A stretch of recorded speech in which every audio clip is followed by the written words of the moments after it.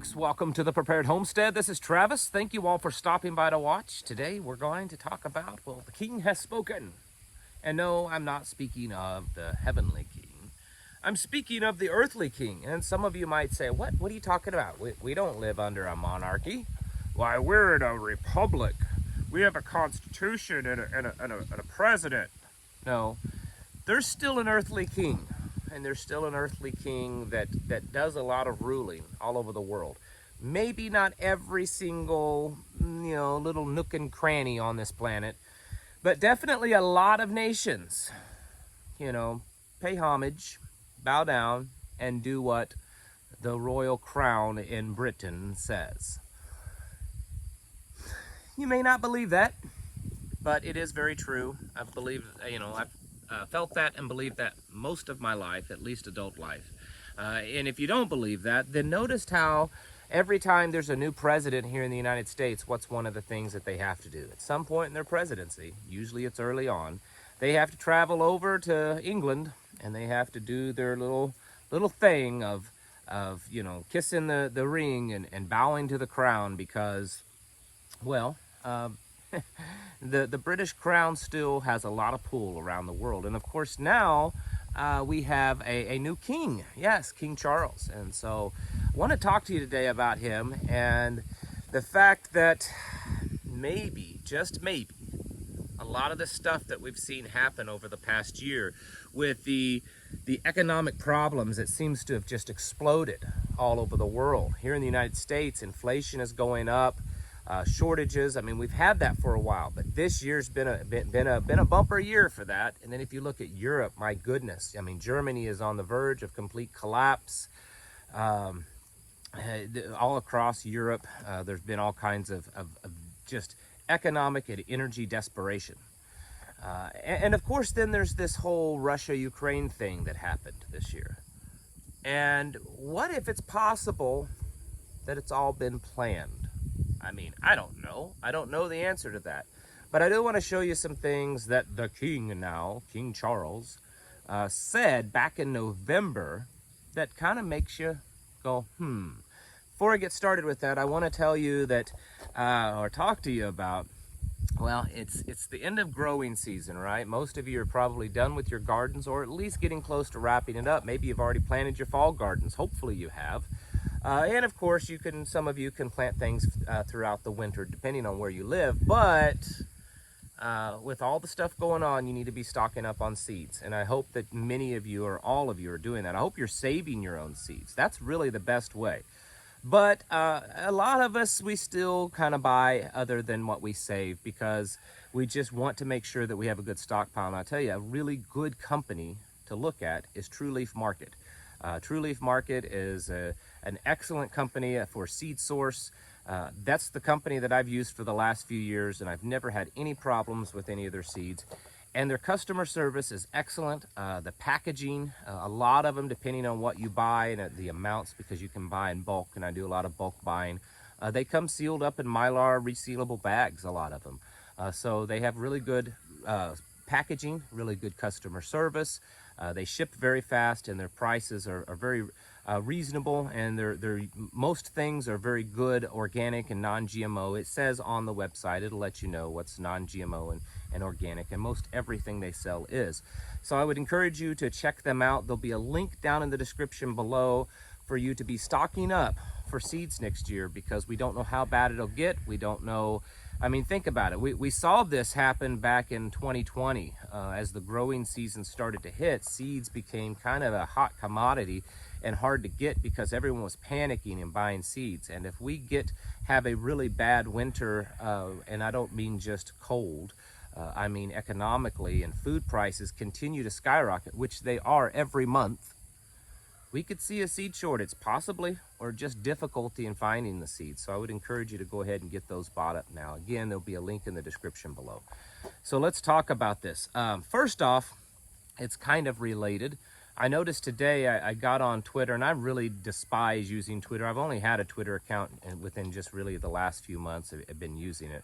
And mostly it's just finding news sources and stuff because of this channel. But I noticed today that the World Economic Forum was getting pretty crazy happy with posting a lot of stuff on Twitter. And they don't usually post that much because I do follow them, kind of see what they're putting out there. And today they posted several articles, and most of their articles had something to do with digital currencies or blockchain or, all that kind of cryptocurrencies. It was all kind of in that area. In fact, one of them was kind of talking bad about the US dollar. I mean, the US dollar has actually been doing pretty good, and it's hurting other nations. We got to get rid of that US dollar because it's really making it difficult for a lot of the smaller nations. So along with that, I saw that India has, they've said that they're going to try to, push through and get things in order. Their central bank is getting things in order to get ready for the central bank digital currency. I saw yesterday that Australia, a senator in Australia was saying that they expect pretty soon to be using and having Chinese digital currency. It's all kind of happening. Here in America, Joe Biden and others have been really talking about it. So folks, get ready, because I think it's going to hit us a lot sooner than you think. I don't know that it's going to be required. My gut feeling is it won't be required right away. And then there's a very good possibility that something will happen along the way that will make it almost a necessity for us to use. So be getting your houses in order for that. On to the meat and taters of today's video. I want to show you some video clips of a conference back in November of last year. This is the COP26. This is part of the United Nations environmental conference that they have on furthering the Agenda 2030 plan and getting nations on board with environmental policies. And of course, all the who's who's were there, including Joe Biden himself, and heads of pretty much all the big ones were there. Along with, yes, at that time was known, the king formerly known as Prince Charles. And so I want to show you a few clips of that. I'm going to have to break it up because I'm going to try to avoid a copyright slap on the hands. I got a slap on the hands the other day. Thankfully, they didn't, suspend this account, but YouTube did slap me for community violations. Okay, I got the notice, and I thought, what have I said lately that would have? Probably everything I say lately violates their community standards. And I got on and looked, and there was a warning: if I do anything out of line, I could be suspended for a week or two. But here's the thing. It was a video that I posted of April of last year, 2021. I posted a video April 2021, and from the best of my understanding, it fell within the bounds of their community standards at that time, but their community standards have changed since then, and now it's in violation, and so they removed it and gave me a warning. Don't you just love this YouTube stuff? Anyways, let's get on with it because I'm going down a rabbit trail. So, the opening ceremony of this COP26, COP26, whatever they call it, was put on, and the speech was given by then Prince Charles. It's not a big surprise and secret that he's a big proponent of this environmental change and Agenda 2030 and the Great Reset Plan. I've spoken about that before. In fact, he can be seen in a lot of the World Economic Forum videos, speaking and talking about how we need to take advantage of this, this moment, this, COVID-19 moment, and push through, all these draconian, measures that take away your rights and your wealth. And that's basically what he said in a roundabout way at this meeting, but at this conference. But I want to focus in on the stuff that he said, because you have to understand, and I say this all the time, I don't know that everyone gets it. When you watch these videos at the United Nations or the World Economic Forum or this type of conference, and you're watching the speaker speak, whether it's, King Charles or whether it's Klaus Schwab or anyone else, Bill Gates, all these people, you're watching them speak, and a lot of people think they're speaking to the people when they say this. No, they're not. I mean, just because they're looking at the camera and that's kind of in your direction, that doesn't mean that they're speaking to you, the people. They're speaking to the people that are in that conference, okay? Those elites, the world leaders and the billionaires and the people that are the movers and shakers in the world. That's who they're talking to, okay? So when they say we and us and we're gonna do this and it'll be great for us, they're not talking about you and I. They're not talking about we, the people, and us little common ants, okay? Just wanted to throw that out there. So he starts off by saying that, well, this whole, health crisis we've had for the last, couple of years has been really bad. It has been. But it's shown us that the whole environmental thing needs to be, taken care of, because the environmental thing is way worse. Here, listen here. It's just how devastating a global cross-border threat can be. Climate change and biodiversity loss are no different. In fact, they pose an even greater existential threat. It's a lot worse, folks, and we got to handle this with even more extreme measures because it's worse. You have to, as bad as 2020 and everything that's happened since then has been on the world and the United States, that was just a lot of us say beta test. It was a test to see how well things could happen. And I thought that all along in the beginning days of the COVID thingy. But when it came to that point during the lockdown and we started seeing the news media really talking about how, the whole world was under lockdown, and it was showing, video footage in Paris and New York, Times Square and LA and all these other big cities that looked like ghost towns. And then they talked about, and this is the key, then they talked about how drastically the whole world kind of went into a nosedive when it came to the amount of fossil fuel usage. That it was just almost like overnight, snap. We went from, using this much to using very little. And when that happened, I said, aha, that right there, that's proof that what they're doing is getting us conditioned and kind of doing a little test for their plan. That's at least what I believe. And so he says here that, hey, the whole health crisis stuff was really bad, but this environmental stuff is worse.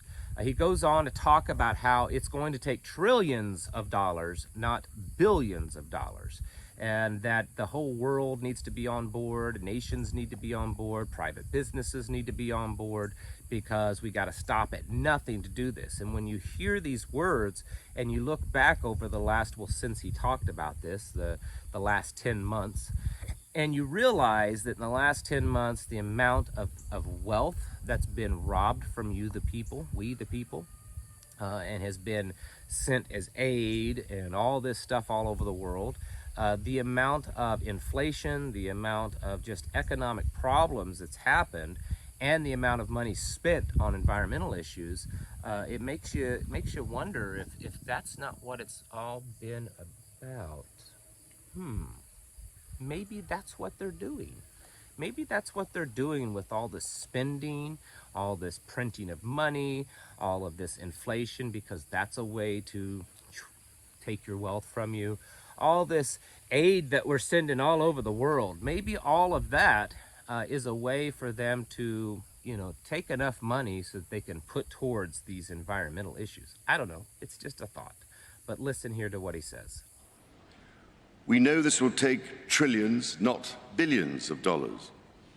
We also know that countries, many of whom are burdened by growing levels of debt, simply cannot afford to go green of the global private sector.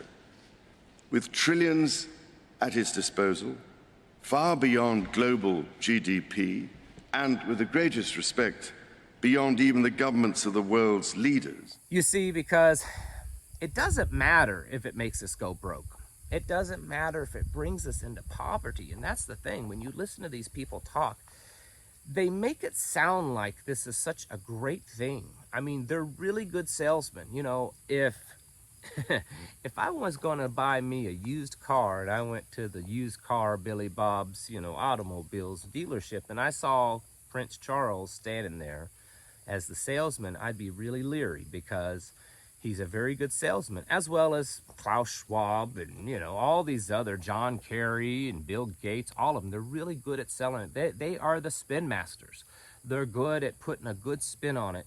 Nice little bow, making it look real pretty, and people are like, oh yeah, we got to do that. We got to save all these little froggies and the squirrels and the pretty flowers, and we got to do that. So yeah, we've got to spend all this money. But they don't stop and say, and if we do this, it's going to cause the entire world to be basically a third world nation, okay? The only way to do all these measures and to spend this amount of money is to bring everyone down to absolute poverty, because as he says in this video, there's not really enough money in governments to pay for this. If the United States and all these other governments took 100% of their budget and put towards these measures, it really wouldn't be enough. So they have to do more. It's not just the revenue that the government gets in. They have to take your money also, hence the 87,000 IRS agents. They have to take your wealth to put towards this, because this is so important that we do all these measures that line the wealthy, people's pockets, all these elites. It makes them more wealthy because they're the ones that's heads of all these projects. And the only way that we can do it and make it all work is to make you really poor. They just don't say it that way, folks. Now we're going to get to the of this video that he says. He talks about how we need a military-style campaign. A lot of you may have already heard this part. It did go around for a while, but I thought it'd be good to revisit this. A military-style campaign. I mean, I don't know, is the whole Russia-Ukraine thing, is that qualify? I mean, that's definitely a military-style campaign. And I'm not saying necessarily that Russia's in on this. Maybe they're not, because it does appear that Russia isn't really on board with the whole Agenda 2030 World Economic Forum stuff, although he has visited and spoken at these events. But on the other hand, if he's not part of it, and yet what the West is doing, that would mean that they would be using him. And I don't know that Putin is that dumb to allow the West to use him. So I don't know on this one. Maybe the whole Ukraine invasion has nothing to do with it, but I don't think that that's necessarily the case. But listen to what he says, that we need a military-style campaign. Listen. To the extent that we have to put ourselves on what might be called a warlike footing. Here we need a vast military-style campaign. Military-style campaign. What does that mean? I mean, we heard that actually in the last couple of years by former President Donald Trump when he talked about the vaccine rollout and how they needed a military-style campaign to push the little thing into people's arms. But he was a good guy, right? I mean, that's what we're told. But that was a time that we heard something similar to this. Maybe not the exact words, but it was similar. That, in fact, it was an operation, a military operation. They used military resources to, create and distribute and even administer the thing, okay? And so now we have another military-style campaign for taking away your rights, forcing you to live places you don't want to live, in little tiny cubicle smart city apartments. You can't drive the vehicle that you want. If you're allowed to drive a vehicle, it has to be a little tiny smart green battery operated car. You can't do what you want. You can't grow your own food. In fact, you can't even eat the foods that you normally eat, because that's all bad for the environment. You need to eat bugs. You need to eat dirt. And you need to eat lab-created stuff that's not even real food. It's just synthetically created in the lab with probably a bunch of DNA from humans and other things. This is what they're telling us. And they need a military campaign to administer it, to push it upon us. And my question is the stuff that we've seen happen in the last 10 months since this speech that he gave in Scotland, I believe,